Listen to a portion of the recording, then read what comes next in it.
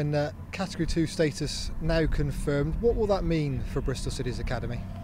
Well, it means better games for the players to compete in, and it makes it tougher for them. You know, instead of going to Exeter and Torquay, we go to Reading and QPR and Swansea and Cardiff. So it's a good test for them, and it makes sure all teams from 8 to 18s and get a really good games programme.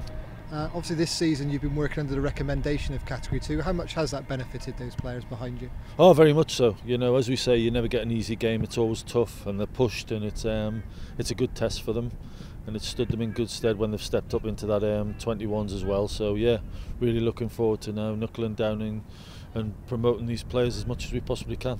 Back in perhaps in your day, the gap between under 18 up to the reserve team was quite big, wasn't it? How much has the under 21 league helped?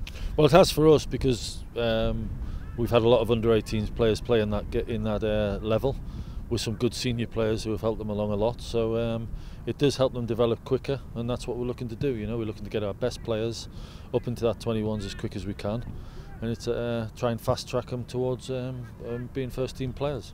And in terms of your side of things, recruitment, talk to us how Category 2 works with recruitment. Well, it's the same when Category 1. It's difficult for us to stop players coming from us to Category 1, as it happened last year with the boys to Liverpool and Chelsea. But we can now do that to Category 3 teams who want to be Category 2 players.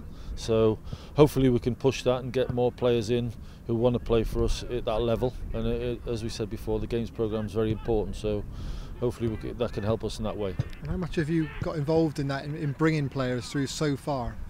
Yeah, we've pushed them and we've drove them, and we've watched a lot of games this season at Category 3 level. You know, we've watched Exeter at all levels and Torquay and Plymouth. So it's something we're really trying to develop, and if there's good players there who want to come to us, we want to know. And now this Category 2 status has been confirmed. Do you think it'll be easier to keep hold of players and attract players now?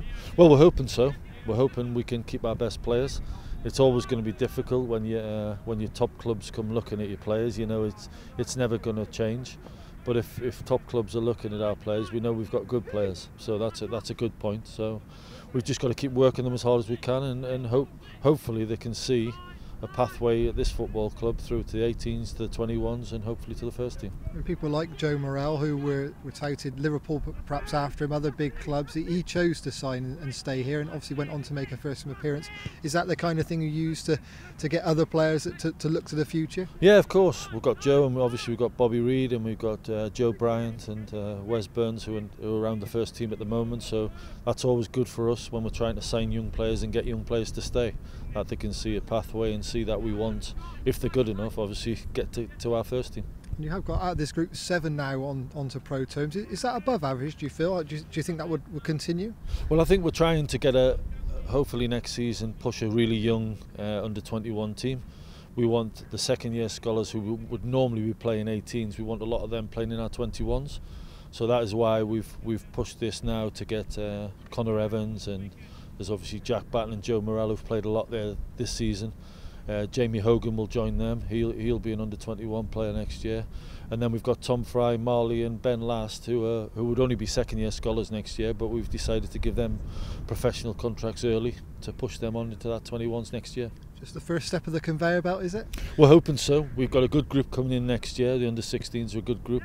Who'll come and supplement the good second year scholars we've got this year. So yeah, it's looking good, and hopefully we can push them and we'll drive them and get them as close to that first team as we possibly can.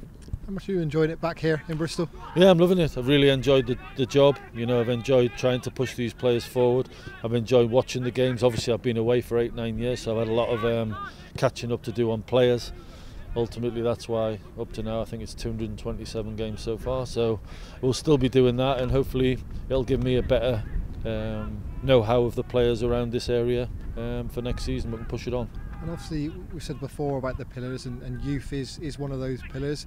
How much has it come along in the short time you've been back, do you feel? Well, yeah, we've pushed them. We've definitely pushed them, and as we say, a lot of them 18s have played under 21 football this year.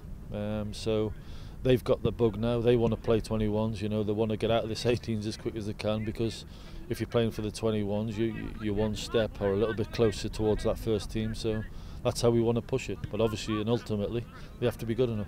The salary cap management, academy's got to be the future, hasn't it? Well, hopefully, hopefully we can push these players and get them developed and looked after, and to know what it's about to play at that first team level and what we need to have. And hopefully it's the way forward, and hopefully we can get the players who are good enough to get close to that.